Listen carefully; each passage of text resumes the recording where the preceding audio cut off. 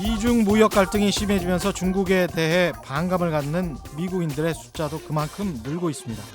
최근 미국 퓨 리서치 센터의 여론조사에 따르면 미국인의 60%가 중국에 대해서 부정적인 이미지를 갖고 있다고 답했습니다.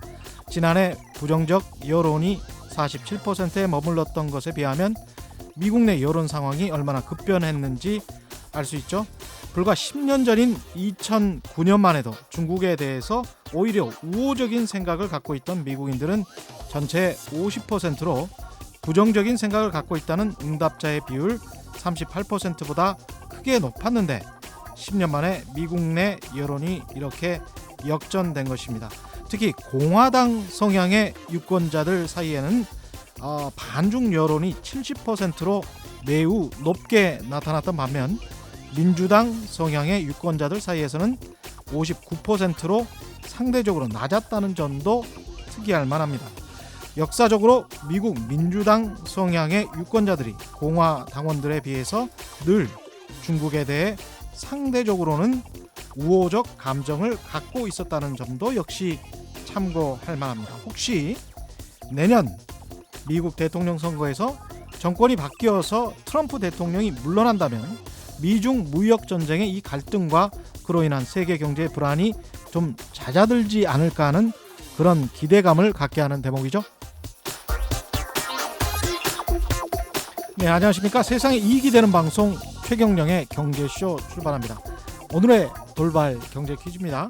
일본 정부가 지난달 수출 규제 조치 이후 처음으로 반도체 제조 핵심 소재인 이것을 한국 수출하도록 허용했습니다. 이것은 반도체를 만들 때 필수적인 소재인데 특히 순도 99%를 넘는 이것의 경우는 세계 시장의 70% 이상을 일본이 점유해 왔습니다. 이것은 무엇일까요? 정답을 아시는 분은 짧은 문자 50원, 긴 문자 100원에 정보 이용료가 부과되는 샵 9730번으로 문자 보내주시거나 무료인 콩과 마이케이로 보내주셔도 좋습니다. 정답 보내주신 분들 가운데 5분 선정해서 기능성 속옷 세트 보내드리겠습니다. 최경령의 경제쇼 유튜브로도 실시간 생중계하고 있습니다. 보이시죠? 홍춘욱 박사 나와 있습니다. 안녕하십니까?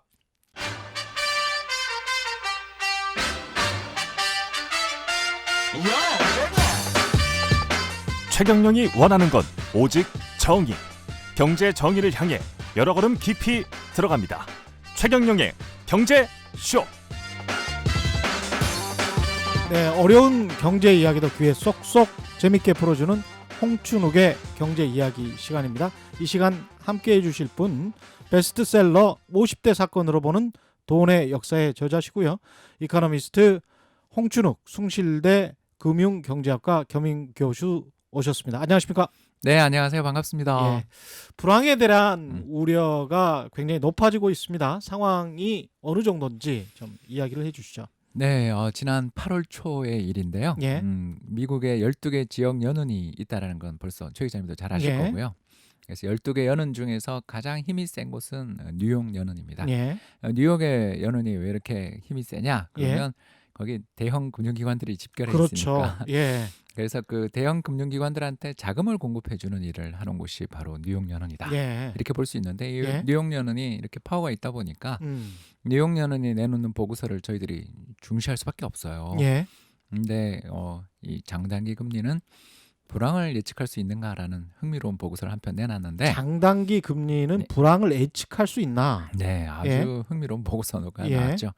근데 1년 내 불황 확률이 얼마냐? 31%다라는 보고서 내용이 나온 겁니다. 31%다. 네, 그러니까 상당히 높은 수준이라고밖에 말씀드릴 수 없는 거죠. 왜냐하면 예. 반반 넘어가면 사실은 이미 눈앞에 불황? 나오잖아요. 아, 그런 겁니까 그렇죠. 이게? 예, 그러니까 이 과거에 있었던 여러 가지 지표들을 살펴보면 예. 30% 정도의 불황 확률을 예고했을 때 그 뒤에 불황이 안 온 경우보다 온 경우가 더 많았다. 아, 안 온 경우보다 온 경우가 더 많았다. 왜냐하면 이런 예고 지표라는 건요. 예. 한번 틀리면 너무 큰 충격을 주잖아요. 아. 그러니까 예. 확률을 조금 낮게 보는 거죠. 보수적으로 보는데도 이 정도였다. 이 정도의 확률이다. 그래서 예. 역사적으로 미국 경제를 살펴보면 1967년, 1997년 이렇게 두 번을 제외하고는 30% 정도 불황 확률을 예고한 다음에 불황이 안 온 적이 없었다. 그러니까 다시 말해서 야. 지난 한 50년 동안에 미국에 출연했었던 여러분의 불황이 있잖아요. 그 예. 불황을 총 6번 있었는데 음. 요 30% 정도까지 불황이 확률이 높아졌어요. 예. 이렇게 이야기하면 8번 중에 6번이 왔다. 8번 중에 6번이 왔다. 여기에서 무슨 장단기 금리 차를 이용해서 1년 뒤에 불황 확률을 예측한다. 이게 무슨 말인가요, 근데? 네, 장기 금리에서 단기 금리를 뺀다. 이렇게 생각하시면 되고요. 예. 우리 소비자들 입장에서 주택담보대출 받으러 가보신 분들은 금방 이해하십니다.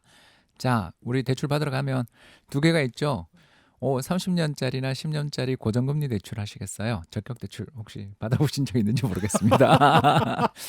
아무튼 예. 우리나라 정부 특히 그 주택금융공사를 통해 가지고 예. 10년이나 30년 이상의 장기 금리로 고정금리로 대출을 받게 해주는 그런 대출이 있고 그렇죠. 반면에 코픽스 대출, 연동 대출이라는 게 그런 있습니다. 게 있습니다. 맞습니다. 그래서 예. 쉽게 얘기해서 30년짜리 만기 대출이 하나 있고 예. 3달 만기 대출이 있다. 이렇게 감히 우리가 단순화를 시켜본다면 예. 30년 만기 대출이 금리가 높을까요? 3달 만기 대출이 금리가 높을까요? 당연히 30년 만기 대출이 금리가 높지 그렇죠. 않겠습니까? 그게 굉장히 큰 위험이잖아요. 서로가. 그럼요. 30년 내에 무슨 일이 벌어질 줄 알고 우리가 그 채권 금리를 고정을 시켜 놓습니까? 그렇죠. 그러니까 당연히 돈 빌려주는 사람 입장에서 지금 시장에서 금리가 예를 들어서 1.5% 정도에 거래되고 있지만 난 그 금리는 절대 30년을 계속 간다고 난 모르겠다. 그렇죠. 위험하다. 예. 난 그래서 넉넉하게 뭐 예를 들어서 잡아주겠죠. 3%다. 예. 그러니까 저는 이거 가정입니다. 예, 그렇게 되면 이게 장기 금리로 빌릴 때는 3%인데 3달마다 금리가 계속 조정되는 변동금리 예. 대출일 때 이게 단기 금리인 거죠. 그죠? 그렇죠. 만기가 3달마다 돌아오면서 연장된다는 개념으로 음. 보셔야죠. 그러니까 이런 경우에는 금리가 예를 들어 1.5%다. 이러면 이 두 금리 차이가 1.5%죠. 그렇죠. 예, 계산을 단순하기 위해서 제가 한 겁니다. 예. 이렇다는 예. 뜻은 아니고요. 예. 그래서 이런 장단기 금리는 별거 아닙니다. 음. 장기 금리, 고정금리 빼기 음. 변동금리 대출의 금리를 빼면 예. 3%를 1.5%로 뺐으니까 1.5가 남네요. 1.5가 남죠. 예. 이게 이제 정상 아니겠어요? 예, 그렇죠. 근데 미국에서는 이제 거꾸로 되고 있더라라는 거죠. 그래서 예를 들어 미국의 단기 금리 3달짜리 금리 내는 게 예를 들어서 한 1.8% 정도에서 거래가 되고 있는데 예. 미국의 국채 금리가 더 많이 빠져서 1.7이다. 1.7이다. 이야, 이거 뭐 놀라운 일인 거죠. 10년짜리가 뭐 1.7이다. 예, 그럼 뭘 의미하겠어요? 예. 현재의 정부 정책 금리, 그러니까 음. 거기에 단기 금리는 종속되니까 예. 1.8 뭐 이제 곧 금리 인하 있을 거라는 예상이 벌써 담고 있죠. 그렇죠. 이 정도의 금리를 가지고는 경기가 불황 올 것 같고 예. 이 정도의 단기 금리, 이 정도의 변동 금리 상황이 앞으로 지속된다면 미래 경제 성장이 되게 어려워요라는 전망이 거기 예. 담겨 있다고 보는 거죠. 그러네요. 즉 10년 만기 국채 금리가 현재 정부 정책 금리보다 낮다. 이 금리 수준으로는 이 경제 버틸 수 없고요. 예. 10년 내 불황이 굉장히 가능성이 높기 때문에 예. 저희는 앞으로 경제를 되게 비관합니다라는 채권 시장의 메시지가 거기 담겨 있는 그렇군요. 거고요. 이게 더 무서운 이유는 예. 이렇게 되면 이제 은행들이 문제가 생기는 거죠. 음. 요새 이제 우리나라 은행도 그렇습니다만 전 세계 은행주 주가 한번 보시면 예. 최 기자님 보면 많이 야 빠져 이거 있습니다. 은행주 주주들은 정말 고통스럽겠구나. 벌써 그 느낌 많이 받으셨을 본인들 거예요. 자산 가치에 비해서 뭐 0.3배, 4배 이 정도밖에 안 되더라고요. 네, 그렇습니다. 우리나라를 대표하는 좋은 은행들인데 예. 물론 이제 우리나라는 약간 특별한 이슈가 있었죠. 음. 최 기자님 다 잘 아시는 예. D로 시작되는 예. DLS라는 게 있었죠. 예, 그런 상품들 때문에 그렇다 하더라도 은행주 주가가 왜 이렇게 싼가? 예. 그 이유가 은행이라는 곳이 음. 예금을 받아서 대출해주면서 마진 먹는 곳이잖아요. 예. 이게 은행의 정의 아니겠습니까? 그렇죠. 근데 그 은행의 예금 금리를 우리 이렇게 은행 창구를 가보시면 금방 아시다시피 정부 정책 금리랑 똑같이 움직이잖아요. 예. 그래서 우리 뭐 1년 금리, 2년 금리 이런 거 그 값서 예금하러 가보면 다 1.5%에 에혀 이러지 않습니까? 그렇죠. 그런데 예. 아까 제가 말씀드리기를 장기 금리는 결국 대출 금리랑 아까 30년짜리 만기 그렇죠. 대출 금리를 한다 그랬는데 그런 금리들이 우리나라 뭐 10년 만기 금리 아시는 것처럼 다 2% 밑에 있는 거 아시죠? 예. 그래서 이 예금에서 줘야 되는 고객들한테 줘야 되는 금리와 대출할 때 고객들한테서 받는 금리 차이가 좁혀지게 되면 예대 마진이라는 게 예, 예. 이게 이제 줄어들겠죠, 그죠? 예. 그러면 은행들 입장에서 방법이 하나밖에 없죠. 비용을 축소하거나. 예. 근데 뭐 비용을 축소하는 게 하루아침에 될 수는 없으니까. 그렇죠. 비용을 요거- 축소한다는 건 점포를 줄이고 직원들을 줄이는 건데. 오히려 비용이 당장은 또 발생하잖아요. 예, 그렇죠. 희망퇴직금 줘야 됩니다. 이럴 예. 때 이제 은행들 입장에서 가장 관심을 가지고 노력을 하게 되는 게 결국 연체 관리에 들어가게 되는 거죠. 아, 그렇지 않습니까? 마진이 좀 축소됐는데 여기 대출해 준 곳에서 어디 사고라는 표현은 안 좋으니까 예, 이자를 제때 지급 못하거나 예. 또는 원금을 제때 갚지 못하는 경우가 생기는 경우에 은행이 손실로 돌아서게 되면 그러네요. 안 그래도 적은 마진으로 경영을 힘들게 하고 있는데 어려워질 수 있다라는 걱정을 하게 되고 이게 예. 이제 2차 충격을 미치는 겁니다. 음, 자, 1차 충격은 아까 말씀드린 것처럼 미국의 장기 금리가 시장에서 형성되는 만기 10년짜리 금리가 정부 정책 금리, 예금 금리보다 떨어졌다. 이미 사람들이 경제를 비관하기 시작했다. 이것만 해도 벌써 안 좋은 일인데 예, 여기에 더 나가서 은행들이 지금은 모르지만 이 연체가 발생하거나 이럴 때 되게 어려움을 겪을 수 있기 때문에 예, 대출을 좀 타이트하게 관리하지 않겠냐. 이런 걱정들을 할 수 있겠죠. 그런 걱정들이 시작될 수가 있겠습니다. 예. 근데 이제 불황에 대한 우려가 높아지고 있다라고 말씀하셨는데 불황의 정의를 일단 하고 가야 될 것 같습니다. 불황이 뭔가요? 네, 불황은 성장률이 마이너스 나는 겁니다. 성장률이 마이너스가 나는 건 불황이다. 예, 그런데 이제 올해 우리나라 성장률 보시면 알겠지만 1분기 우리나라 마이너스 났었잖아요. 예. 기억나시죠? 이게 그랬죠. 예, 그리고 2분기에는 또 바로 1% 넘는 성장을 했잖아요. 그랬습니다. 그런 것처럼 한 분기만 마이너스 성장했다. 이거는 좀 불황으로 보기는 어렵죠. 예. 왜냐하면 그때 뭐 갑자기 기후가 좀 안 좋아졌거나 그렇죠. 또는 경제 내에 일시적인 충격이 있어서 그럴 수 있으니까 예. 한 분기 정도만 마이너스 성장했다고 불황이라고 안 그러는데 예. 두 분기 이상 마이너스 성장이 계속 길어진다면 2분기 연속 마이너스 성장. 예, 이게 예. 이제 바로 미국의 경기 불황에 대한 정의가 되겠고요. 그러니까 리세션 맞습니다. 우리로 치면 이제 경기 침체, 불황 이게 다 같은 말로 이제 볼 수 있겠습니다. 볼 수 있겠습니다. 예, 그런 반면 이제 한국은 조금 달라요. 예. 왜냐하면 우리나라는 우리나라 역사상 2분기 이상 마이너스 성장했던 경우가 예. 예, 그래서 1980년하고 1997년 외환위기 이렇게밖에 없어요. 그렇군요. 한국은 여전히 경제가 빠르게 성장하는 나라고 한 분기에 성장 탄력이 좀 둔화되더라도 그 다음 분기에 바로 회복되는 그러니까 예. 연간 단위 성장률이 마이너스 기록한 게 역사상 두 번밖에 없을 정도로 그러네요. 고성장 국가니까 예. 미국의 정의를 그대로 쓰기는 좀 어려워서 아. 학자들이 모여서 통계청장님이 예. 학자들을 모읍니다. 예. 그래서 경기 저점 또는 정점 이런 것들 판단해서 음. 사후적으로 설명을 하는데 예. 지금 뭐 우리가 이제 성장률이 미국보다 낮잖아요. 그렇죠. 한국이. 그렇죠. 그러니까 이제 미국 경제 성장률의 정의가 우리나라도 이게 현실화될 날이 저는 좀 온다 싶으니까 온다. 곧 있으면. 오늘 우리 예. 청취하시는 분들한테는 그냥 간단하게 마이너스 성장이 좀 길어지는 시기가 불황이다. 이렇게 불황이다. 기억하시면 되겠습니다. 근데 우리도 그런 불황의 시기 마이너스 경제 성장률이 올 수도 있겠습니다. 미국이 만약에 이렇게 돼버리면 내년 중반쯤에 이렇게 된다는 거 아닙니까? 네, 그러니까 확률이 예. 우리가 이야기하는 건 저희 경제학자들한테 항상 그렇게 단정적으로 물으시면 안 돼요. 예.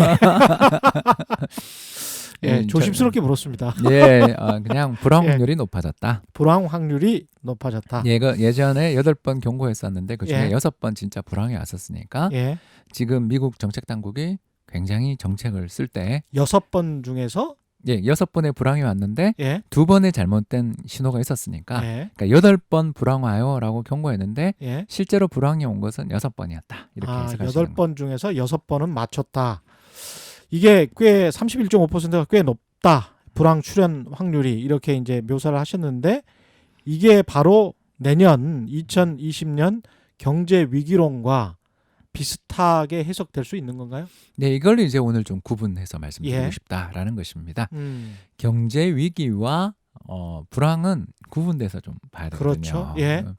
그래서 왜 이걸 구분해서 봐야 되냐 하면 앞서도 말씀드린 것처럼 한국은 불황이 여러 번은 온 나라죠. 예. 왜냐하면 경기 침체 뭐 이러면서 우리가 예를 들어서 2011년에 불황이 왔어요. 이렇게 예. 얘기하는데 지나고 생각해 보면 뭐 벌써 8년 전입니다만 예. 그때 주가가 좀 빠진 거 제외하고는 사실 우리 경제에 뭐 아주 치명적인 어려움이 있었던 기억은 잘 안 나시잖아요. 그렇죠. 한국 언론에 따르면 불황은 365일 계속되는 것 같습니다.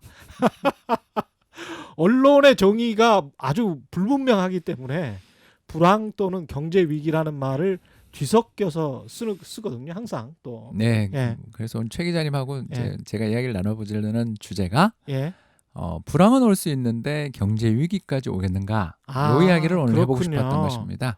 그렇군요. 그러면 이제 경제 위기가 뭔가? 예. 이렇게 생각해 보면 제가 아까 1980년 올 쇼크와 예. 또 광주 이런 안 좋은 일이 있었던 시기가 1980년 예. 그리고 1997년 외환위기 이런 예. 두 가지 경우들을 살펴보면 아주 쉽게 이해가 되시는 거죠. 은행이 망할 정도의 극단적 위기가 예. 금융위기 이렇게 예. 볼 수 있는 것이고 반대로 그 사이사이 있었던 2000년 불황이라든가 또는 2004년에 있었던 불황이라든가 예. 혹은 2011년 지금 또 정책 당국에서는 2017년 하반기를 불황이 시작됐다라고 이렇게 보시는 것 같아요. 예. 이런 식으로 자주 오는 불황들은 그 금융위기랑 좀 상관이 없을 수도 있거든요. 그렇죠. 그래서 예. 이제 금융위기를 간단히 말씀드리자면 음. 그냥 은행이 굉장히 어려움에 처하는 시기다. 경제 위기라는 것은 은행이 굉장히 어려움에 처하는 시기다. 그러니까 쉽게 예. 얘기해서 예. 대출을 마이너스 내는 시기다. 대출을 마이너스 내는 시기다. 와 예. 이거 굉장히 놀라운 거죠. 예, 그러네요. 그래서 이 대출이 사실상 마이너스가 나려면 예. 은행들이 이렇게 아까 연체를 좀 걱정하는 정도로는 대출을 회수 마이너스까지는 안 하잖아요. 그렇죠. 신중하게 대출해 주자라는 것과 기존에 나갔던 대출을 회수한다라는 건 이거 완전히 다른 이야기입니다. 그렇습니다. 네, 완전히 그래서- 경제의 발목을 잡아버리는 거죠, 은행이. 예, 그래서 우리나라 역사상 뭐 과거 데이터들을 우리가 다 알 수는 없는데 음. 은행이 본격적으로 대출을 회수해서 우리나라 전년 동기 대비 뭐 이렇게 이야기하잖아요. 지난해 같은 기간에 비교해서 대출이 마이너스 났던 시기는 통계적으로 보면 아까 말씀드린 97년 외환위기 정도 그리고 1980년 제2차 석유 위기 정도였는데 그것도 예. 뭐 그때는 또 약간 정치적 위기 상황이었으니까 예. 그러니까 그래서- 돈을 그냥 걷어 들여버린다는 거죠. 기업이나 가게로부터. 네, 대출이 마이너스라는 것은. 그런 예. 일이 벌어지게 되면 시장에 연쇄적인 후폭풍이 두 가지가 생기겠죠. 첫 번째는 예. 사업이나 또는 부동산 담보대출을 받은 사람이 은행에서 대출 만기 연장 안 될 거라고 대출 받으신 분들은 거의 없을 거 아니에요. 그렇죠. 그건 생각을 못 하죠. 예. 그렇기 때문에 이 대출 회수가 들어오는 순간 파산으로 연결되거나 또는 부동산을 갖고 계신 분들 입장에서는 경매로 넘어가는 게 굉장히 많이 늘어나지 않겠어요? 그럴 수밖에 없습니다. 당장 원금 몇 억 내놔라 뭐 이러면은 뭐 망하는 거죠. 그리고 예. 이제 두 번째 더 문제는 뭐냐면 이런 일이 벌어지게 될 때 사람들이 좀 있다가 저 집이나 저 공장을 사들여도 되겠나라는 생각을 하게 되겠죠. 왜냐하면 이 일이 앞으로 연쇄적인 후폭풍을 일으킬 테니까. 그 IMF 외환위기 때를 생각하면 되겠습니다. 예, 그렇습니다. 그래서 뭐 그 집이 경매로 넘어가거나 음. 공장을 잃어버리거나 혹은 뭐 각종 토지, 기계 이런 것들이 헐값에 해외로 팔려 나갔던 거 기억나시잖아요. 예, 그렇습니다. 예, 그런 식으로 헐값에 해외로 팔려 나가게 되는 그런 상황이 나오게 될 때 우리는 화이어 세일, 예. 금매라고 하는데 예. 금매가 쏟아지기 시작하면 여력 있는 사람들조차 매수 시기를 늦춰요. 그러면서 경제에 어떤 일이 벌어지냐면 일종의 이제 디플레이션. 물가가 앞으로 떨어질 거라고 생각하면서 물건을 사거나 이게 굉장히 싼 가격이라는 걸 알면서도 굳이 내가 지금 이 가격에 사줄 필요가 있냐, 더 떨어질 텐데. 예. 바로 지난 20년간 일본 경제가 겪었던 이야기를 지금 그러네요. 하고 있는 거죠. 그러네요. 그러니까 우리는 아주 짧게 그런 일들이 있었다 이렇게 볼 수 있겠지만 일본은 그걸 20년 했다. 이렇게 보시면 되겠고요. 그런 상황이군요. 네, 예. 그래서 금융위기가 벌어진다면 음. 일단 제일 먼저 금리가 급등하겠죠. 예. 급전을 마련하는 사람들이 시장에 나와서 예. 요 대출만 내가 갚을 수만 있다면 내 비즈니스, 내 집을 지킬 수 있어. 그럴 테니까 어떤 금리 여건이라도 일단 수용하려 될 테니까 예, 그렇겠죠. 시장 금리가 급등하게 됩니다. 그래서 예. 뭐 IMF 외환위기 때는 25% 그리고 1980년대에는 안타깝게도 30% 정도까지 금리가 그랬었군요. 급등했었습니다. 예. 그러니까 마이너스 성장했죠. 예. 그러니까 박 대통령의 안타까운 그 비극적 사건 이후에 예. 중동에서 또 이란 회교 원리주의 혁명 오일 여기에 쇼크가 나고 또 군다나 광주에서의 비극적인 사건들까지 연이어 이뤄지면서 경제가 침체를 받고 그 뒤에 우리 이제 뭐 이장 사건이라고 불렸던 은행들 맞습니다. 이런 장영자. 그 이런 여건들이 왜 그때 벌어졌나를 이제 아시겠죠. 그러니까 돈이 정말 말라버렸던 시기였던 거죠. 그러네요. 그렇습니다. 그래서 예. 그때 이제 우리 정부가 환율을 급등시키면서 네. 1달러에 대해서 480원 정도 하던 환율을 600원대까지 음. 무려 거의 50% 환율을 조정하면서 위기를 벗어났었고요. 예. 그리고 1997년에도 역시 마찬가지로 환율 2,000원까지 맞습니다. 갔다가 2,000원대까지 그 뒤로도 갔었죠. 뭐 한 1,300원에서 계속 유지되면서 이전에 비해 우리나라 환율이 급등한 후 기업 경쟁력이 살아나는 바람에 그 뒤에 이제 1980년대는 3조 호황 예. 그리고 90년대 이후에는 정보통신 거품이라는 말이 있을 정도로 되게 세계 경제가 좋았을 때 회복되는 그런 일들이 있었던 걸 기억하실 겁니다. 그렇습니다. 그래서 예. 이런 일들을 겪은 걸 우리는 금융위기고 음. 금융위기가 벌어지게 될 때는 두 가지를 명심하세요. 예. 이렇게 말씀드릴 수 있겠죠. 두 가지를 명심하세요. 두 예. 가지가 뭡니까? 예, 첫 번째 대출이 회수됩니다. 대출이 회수된다. 예. 네, 그래서 대출이 회수될 때 음. 무슨 일이 벌어지냐? 금리가 급등한다.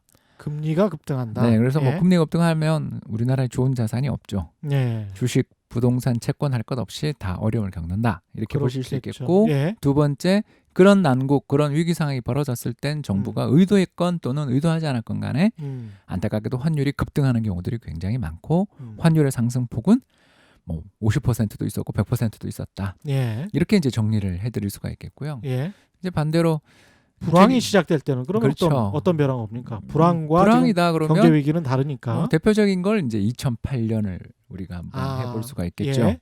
2008년 글로벌 금융위기가 음. 벌어졌는데 한국에서는 다행스럽게도 금융위기가 없었어요.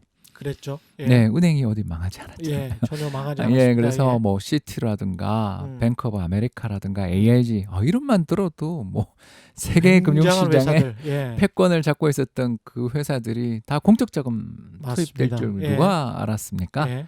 그러니까 이런 거대한 은행들 뭐 유럽만 하더라도 돌츠뱅크라든가 예, 맞습니다. 예, 예. 산탄데르뱅크라든가 예. 뭐 이런 어마어마한 세계 10위권 안에 있던 음. 은행들이 어려움을 겪었는데 우리는 다행스럽게 잘 넘어갔었잖아요. 그때 이런 사실은 우리가 그런 금융 상품을 잘 몰라서 잘 넘어갔다라는 말을 들었습니다. 예. 네, 그러니까 이번에 DLS는 예. 또 반대로 우리가 공부 너무 열심히 해서 예. 그럴 수도 있겠다는 생각도 드네요. 예. 하여튼 그때 1997년과 2008년의 상황을 비교해 보면 예. 해외 경제 여건은 2008년이 더 나빴죠. 아. 그렇지 그렇군요. 않습니까? 예, 최 기자님 그렇군요. 그렇잖아요. 우리 예. 97년은 그냥 한국의 어려움이었고 세계 예. 경제는 호황이었는데 예. 반대로 2008년은 세계 경제는 대공황 이후 최악의 상황이었는데 한국은 2008년 말 잠깐 마이너스 성장하고 바로 예. 심지어 2009년에도 플러스 성장했던 나라가 예. 한국이거든요. 그러니까 이런 것들을 보면 은행이 연쇄적인 위기를 겪으며 대출을 회수하느냐 여부가 이거 굉장히 중요하구나라는 것을 벌써 힌트를 얻으셨을 것입니다. 그렇군요. 예, 그래서 2008년을 돌이켜 보면 우리나라 정부 정책 금리가 5%대에 있었거든요. 당시에 예, 그래서 뭐 부동산 담보 대출 금리는 7, 8% 예. 엄청났었잖아요. 부동산 그러네요. 시장도 뜨거웠고. 근데 이제 그게 세계 경제 여건이 어려워지니까 세계 경제가 여건이 어려워지니까 한국은행이 어떻게 하기 시작했냐면 그해 10월부터 금리를 인하하기 시작했죠. 예. 여기서 얼마까지 인하를 하냐 하면 2%까지 인하를 2%까지. 단번에 2%까지 예. 인하했죠. 그리고 또 2011년 유럽 재정위기 이것도 또 잊을 수 없는 불황이었는데 맞습니다. 이때 예. 또 우리나라 정책금리 한 4% 근처까지 있던 게 그게 예. 지금 최저금리였던 1.25%까지 금리 혹시 음. 인하됐던 거 기억나실지 예. 모르겠습니다. 이런 식으로 저희들이 죄송합니다. 3.25%였던 정책금리를 1.25%까지. 이것도 굉장히 많이 내렸네요. 그랬네요. 2011년부터 시작해서 예. 기억나시겠습니다만 2016년까지 예. 금리를 굉장히 오랜 기간 내렸던 거 기억나실 것입니다. 예. 자, 이 사례에서 본 것처럼 우리가 불황과 금융위기는 전혀 다르구나라는 것을 이제 느끼셨을 것입니다. 예. 바로 불황이다, 음. 금융위기다, 둘 다 경제가 어려워진다는 건 똑같은데 음. 금융위기가 발생해버리면 정부가 채권 시장, 금리에 대한 통제권을 잃어버리는 거죠. 그 정도까지 되는 거군요. 예, 그러니까 왜냐하면 은행이 뭐 못 버티고 대출을 회수하고 또 대규모 사기 사건이 벌어졌던 시기 혹은 은행이 대출을 너무 부실화가 심해져가지고 그렇죠. 도저히 자기들이 이대로 대출을 가지고선 은행이 망할 것 같은 상황이 벌어져서 그냥 걷잡을 수 없이 봐주지 않고 대출을 회수해버리는 시기. 이런 시기가 벌어지게 될 때는 금리도 급등하고 부동산 가격 폭락하고 주가도 폭락한다. 예. 이렇게 볼 수 있는데 반대로 2008년은 돈을 그때 가장 많이 벌었던 사람이 누구냐 생각해 보시면 채권 가지고 계신 분이 제일 돈을 많이 벌었잖아요. 그렇습니다. 특히 전환사채나 음. 신주인수권부 사채 뭐 이런 채권이 약간 결부되어 있는 그런 예. 어떻게 보면 이제 하이브리드한 상품이라고 저희는 부르고 중위험 중수입 상품이라고 생각했던 상품들이 예. 대박 상품이 되는 경우들을 우리가 음. 경험했을 겁니다. 예. 왜냐 생각해 보십시오. 우리가 그냥 아주 그냥 쉬운 사례를 하나 만들어 볼게요. 최 기자님이랑 이제 제가 둘이 회사채를 발행을 해야 됩니다. 예. 회사채를 발행해야 네, 됩니다. 회사채를 발행해야 되는데 예. 최 기자님은 운이 없으셔서 예. 2008년 봄에 예. 회사채 금리 5%에 예를 들어서 예. 가정을 해서 조달을 예. 하셨어요. 저는 왜 운이 없는 쪽으로 아, 이렇게 왜 그러냐면 이제 제가 사례를 이야기하기 예. 때문이죠. 알겠습니다. 예. 근데 저는 운이 예. 좋아서 2008년 말에 회사채를 시장에 나가서 조달을 하러 갔는데 둘이 신용도는 똑같으니까 예. 저는 한 3% 정도에 조달을 했습니다. 아주 낮은 금리로. 예, 정부 정책 금리보다는 높지만 음. 그래도 한 3% 조달을 했습니다. 자, 저는 그럼 5%. 예. 자, 그러면 시장에서 어떤 채권이 인기 있겠습니까? 자, 최채권, 홍채권 할 때. 최채권, 홍채권 할 때 최채권이 인기가 있지 않습니까? 그렇죠. 예. 금리를 1년에 이자를 5%씩 예. 따박따박 주는 채권이 시장에 있는데 그렇죠. 새로 발행된 홍채권은 1년에 이자를 3%밖에 안 준다면 5% 이자를 준다는 채권에 대해서 인기가 하늘을 찌르지 않겠습니까? 그렇겠죠. 예, 그러면 하늘을 찌르면 가격이 오르는 수밖에 없죠. 예, 그렇습니다. 그래서 채권을 보유하신 분들은 양쪽에서 다 이익을 보게 됩니다. 먼저 다른 사람보다 높은 금리 5% 이자를 이미 받고 있었는데다가 그렇죠. 두 번째 채권 가격이 쫙 상승해서 적당한 시기에 예, 매도하면 되니까. 예, 그렇습니다. 예. 그래서 양쪽에서 다 이익이 생기겠죠. 예. 그렇기 때문에 시장 금리가 급락하는 시기. 다시 말씀드려서 정부 정책 금리가 가파르게 인하되는 시기에는 채권을 보유하신 분이 세상의 승자가 된다. 예. 지금 월스트리트 저널이나 미국의 유수의 경제지들에서도 계속 나오는 이야기들이 채권을 가지고 있는 투자자들이 아주 환호성을 지르고 있다. 이런 기사들이 계속 나오고 있습니다. 네, 지금 현재. 미국 예. 채권 보유자들은 올해 이미 10% 이상 수익을 예, 났습니다. 맞습니다. 예. 야, 이게 지금 확 다르군요. 근데 이제 97년에는 고금리 정책을 우리가 실행을 했고 2008년과 2012년에는 이렇게 금리 인하가 단행이 됐습니다. 이거는 왜 그렇게 된 건가요? 결국 금융시장에 대한 통제력을 갖고 있느냐 못 갖고 있느냐의 차이 아니겠어요? 예. 그래서 1980년이나 1997년 같은 경우에는 안타깝게도 우리 정부가 사실상의 1980년도 사실상의 안타깝게도 금융위기였는데 우리는 이제 모르고 지나간 거고요. 예. 환율까지 급등했잖아요. 예. 그래서 어떻게 보면 다른 나라의 도움을 급하게 받고 환율을 급등시키지 않으면 경제가 도저히 버텨낼 수 없는 상황에서는 예. 일단 내수 경제의 불황을 감수하는 수밖에 없는. 그렇죠. 예. 그래서 금리를 급등시키더라도 일단 경상수지 뭐 우리가 해외에서 돈 빌려온 거 돈을 갚지 못해서 지금 망할 판이니까 예. 경상수지에 흑자를 내는 게 더 중요하다. 왜냐 이자율이 올라가는데 여러분 우리가 돈을 여유자금을 좀 가지고 있다. 우리 최 기자님과 제가 여유자금 예를 들어서 한 1,000만 원 가지고 있다. 예. 이 있는데 두 가지 선택이 있었어요. 하나는 해외여행을 가는 거고 좀 럭셔리하지만 예. 하나는 은행에 이자를 넣는 게 있습니다. 예. 자, 이자율 1%일 때 여행을 갈까요? 이자율 20%일 때 여행을 갈까요? 1%일 때 여행을 갑니다. 예. 그렇죠. 이자율이 그렇게 낮다라는 건 예. 은행에 1년 이자를 넣어봐야 넣어봐야 뭔 소용입니까? 1,000만 원 이자가 10만 원꼴 정도 예. 나오는 거니까 그 돈을 내가 아껴서 하느니 예. 욜로 예, 그렇죠. 예. 한번 사는 인생 예. 재밌게 한번 추억을 쌓자 이렇게 생각할 수도 있는 거죠. 예. 근데 먹고 쓰는 게 좋을 수 있습니다. 금리가 20% 30%라면 해외여행 가시겠어요? 넣어놔야죠. 예, 넣어놔야죠. 미래를 대비해. 200만 원이 되는데 1,000만 원이. 예. 그리고 또 1년인 거고 복리면 이 불어나잖아요. 뭐 엄청난 그냥 뭐 예, 수익입니다. 10년짜리 상품이 있으면 10년짜리, 5년이 있으면 5년에 어떻게든 사실 돈 빌려와서라도 넣어야 되는 거죠. 근데 어디 여행입니까? 예. 이해되시죠? 그러면 예. 여행 수지가 뭐 어마어마한 흑자가 나지 않겠어요? 그렇죠. 그러니까 경제가 어려움에 처했을 때 금리를 인상하는 건 어쩔 수 없는 선택인데 반대로 2008년 같은 경우나 2011년 같은 경우는 왜 금리를 내렸어요? 이렇게 물으면 나라에 현금이 넉넉했거든요. 예. 현금이 넉넉해가지고 뭐 음. 외환 보유고 98년은 300억 불이 없어서 정말 어려움을 맞습니다. 겪었는데 예. 2008년 같은 경우에는 2천억 달러가 넘는 외환 음. 보유고를 가지고 있었고 지금은 뭐 더 뭐 있죠. 지금 우린 4천억 4천억 불이 달러가 넘습니다. 그뿐만 아니라 해외에 우리가 가지고 있는 금융 잔액, 그러니까 한국 예. 사람들이 해외 투자했거나 돈을 빌려준 게 얼마냐면 약 1조 1,160억 달러 정도. 아, 그냥 계산도 잘 안 되는 것 같습니다. 1조라는 돈도 큰데 이게 달러예요. 1조면은 1,200조 원 정도 되는 예, 거네요. 그렇습니다. 예. 그러니까 1년 우리나라 GDP가 2조 달러가 조금 안 되니까 그렇죠. 한국 사람들이 우리나라 1년 GDP 절반 더 넘는 돈을 해외 돈 빌려주거나 투자하고 있다. 그러면 해외 투자해 놓고 있는 사람들 입장에서 환율이 좀 급등하거나 예. 뭐 또 우리나라 금리가 좀 오르는 일이 생기면 음. 해외에 갖고 있던 상품을 팔고 한국의 상품을 사면 그렇죠. 큰 이익이 환차익도 생기고 환차익도 생기고. 예, 그러니까 달러 값이 좋을 때 환율이 다시 조금만 국내로. 올라가도 해외에서 오히려 국내로 돈이 막 들어오니까 금리가 빠질 수밖에 없는. 그러네요. 네, 그래서 예. 2008년에 글로벌 금융위기, 음. 2011년, 12년에 유럽 재정위기 때 예. 한국은행이 그렇게 가파르게 금리를 인하하고 음. 채권을 보유하고 계셨던 분들이 엄청나게 돈을 벌었던 이유가 예. 바로 금융시장의 통제력을 가지고 있으면 이제 뭐 급하게 외화 관리할 필요도 없고 예. 외채 뭐 만기 연장 신경 쓸 필요 없다 이렇게 예. 생각될 때는 한국은행 입장에서는 야 그렇다면 외화 유동성이 충분한데 뭐 딴 나라한테 돈 빌려온 거 우리가 갚는 거에 대해서 어려움이 없는데 그렇죠. 뭐 굳이 우리가 금리 인상해야 돼 이렇게 생각하면서 금리를 오히려 인하해 경기를 부양하고 싶은 마음이 더 커질 수 있지 않냐. 요게 가장 결정적 차이다 이렇게 볼 수 있겠습니다. 그렇겠습니다.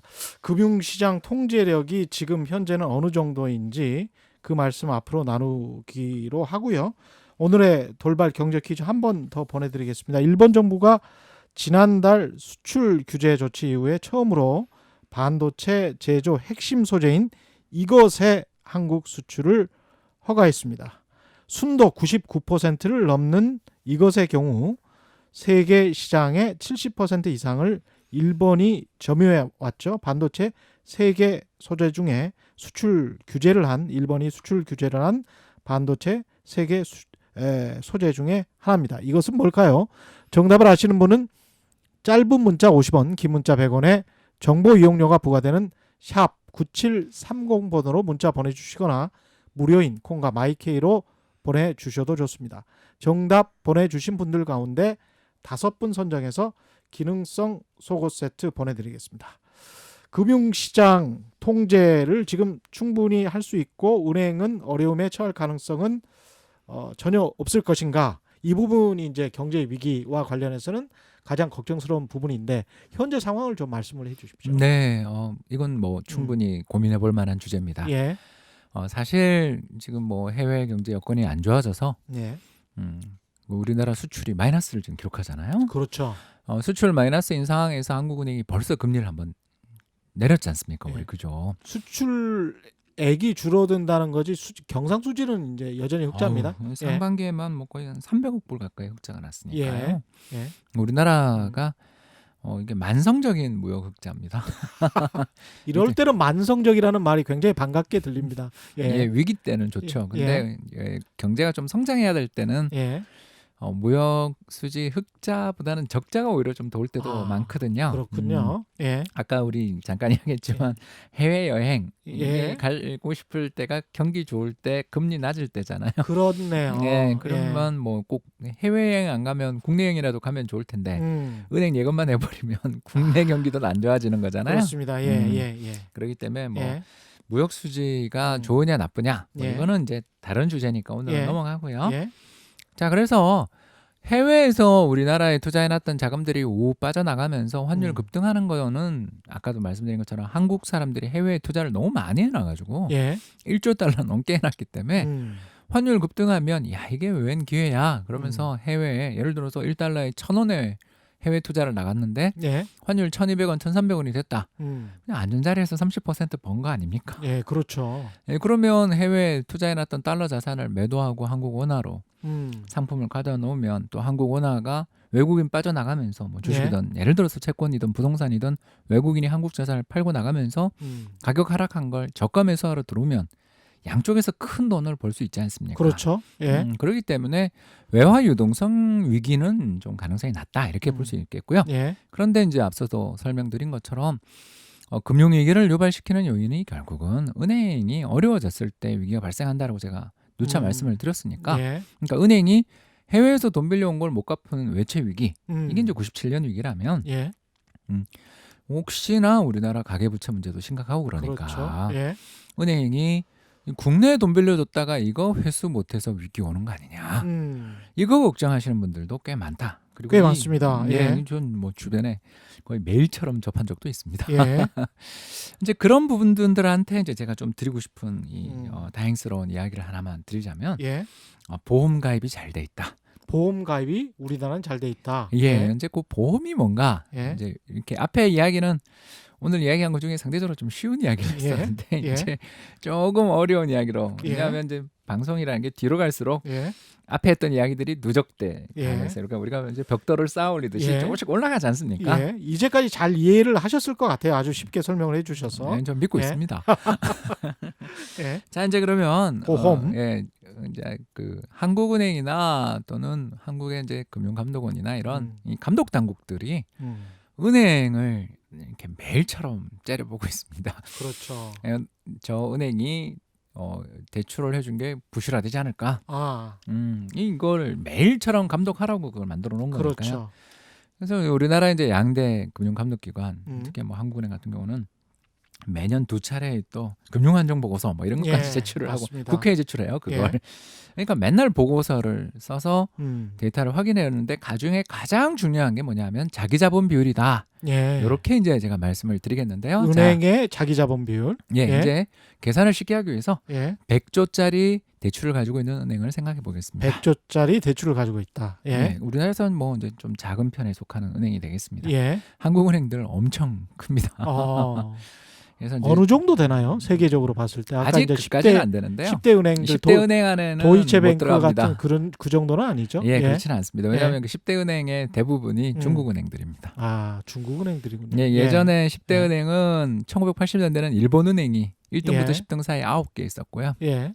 그리고 또 2000년대 앞서 말씀드린 글로벌 금융위기 때는 미국 은행들이 또 최상단에 있었다면 예. 최근에는 중국 은행들이 세계 랭킹 1위에서 10위 사이에 대거 포진돼 있습니다. 예. 그런 은행들의 사이즈에 비하면 한국은 좀 작은데 이유는 뭐다? 음. 경제 규모가 작아서 그런 거지 뭐 한국 은행들이 그러네요. 못나서는 아니다. 예, 이렇게. 예. 항상 예. 경제 규모 큰 나라에서 그때 당시 세계를 호령하는 나라에서 은행들이 크다. 그럴 수밖에 없겠습니다. 왜냐하면 예. 대출을 해야 성장하니까. 그렇죠. 예. 예. 네, 자 그래서 이제 100조짜리 은행이 하나 음. 있다. 그러면 음. 자기 자본이라는 게 있잖아요. 이 네. 자기 자본이 뭐냐면 두 가지 아닙니까? 하나는 주주들이 증자나 신규 공모를 할 때 주권을 사서 이렇게 예. 상장을 시키잖아요, 그죠? 예. 그래서 주주들이 가지고 있는 처음에 내준 자본금이 있고, 주주들의 돈. 예. 네, 그리고 두 번째는 은행이 경영을 잘해서 예. 배당도 하지만 은행 내부에 유보한 돈이 있지 맞습니다. 않겠습니까? 예, 예. 그걸 두 개를 합치면 자기 자본이 되겠죠. 예. 물론 이제 여기에 좀 더 복잡하게 여러 가지 자본 보충용, 완충용 자본이라는 것도 있지만 오늘은 그것까지는 하지 말고요. 예. 코코본드 이런 거 들어보신 적 있었을 예. 거예요, 벌써. 근데 예. 오늘 그까지는 가지 말고요. 예. 그러면 얼마 정도를 가지고 있어야 적절하다고 생각해요? 그 음. 자기 자본이 대출 대비. 대출이라는 예. 건 위험하잖아요. 그렇죠. 그래서 위험 자본이라고 이렇게 예. 볼 수 있지 않겠습니까? 음. 위험 자산 대비해서 음.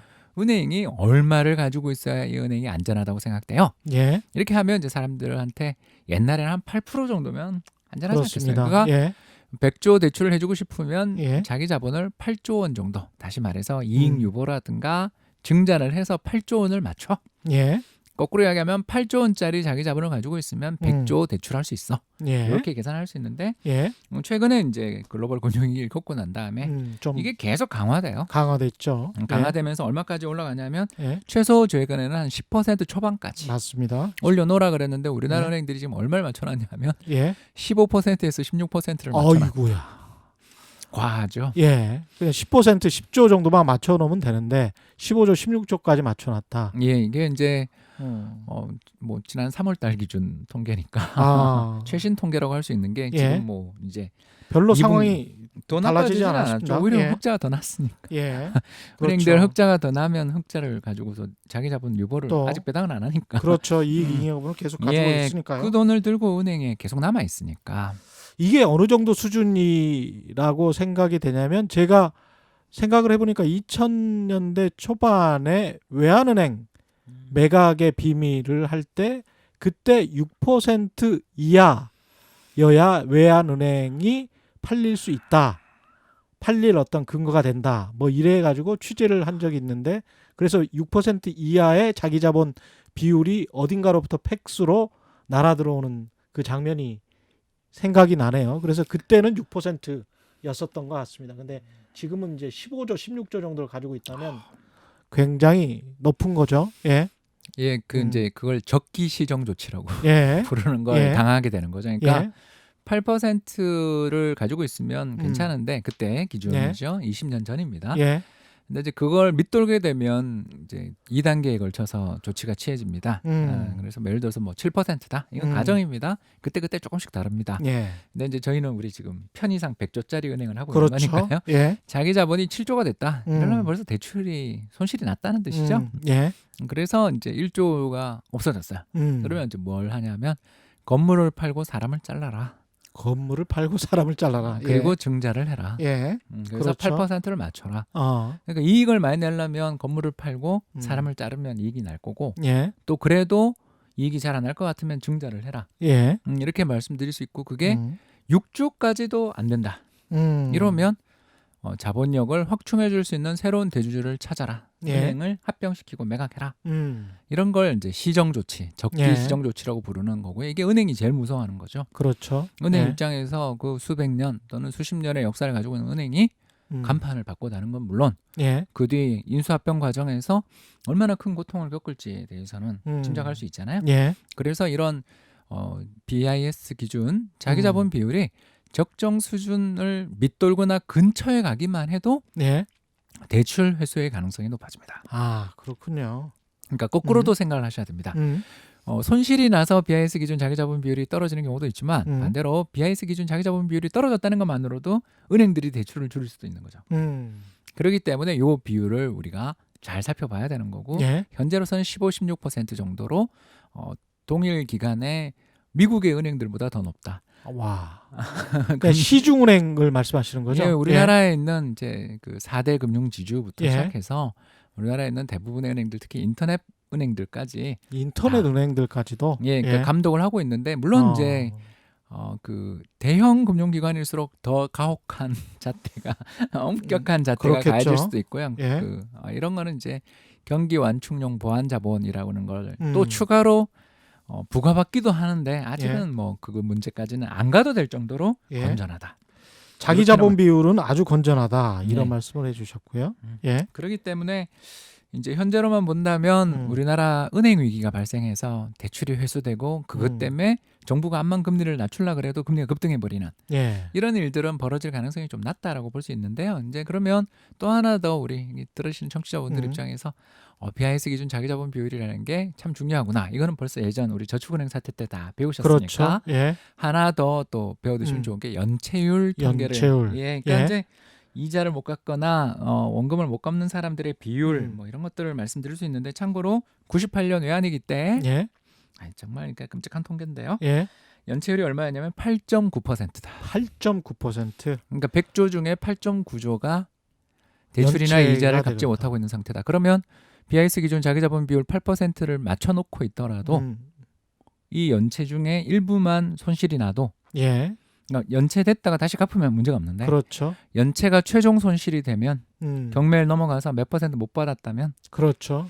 은행의 손실로. 위기로 예 그래서 98년 외환위기 때 예. 한국 경제가 그토록 힘들었던 이유는 당연히 외환 통제력을 잃어서 외채 못 갚아 생긴 환율 급등이었다면 또 다른 측면에서는 은행 위기였다라고 이렇게 볼 수가 있겠는데요. 2002년 카드 위기 기억나시죠? 예. 최 기자님 그때는 예. 2% 정도.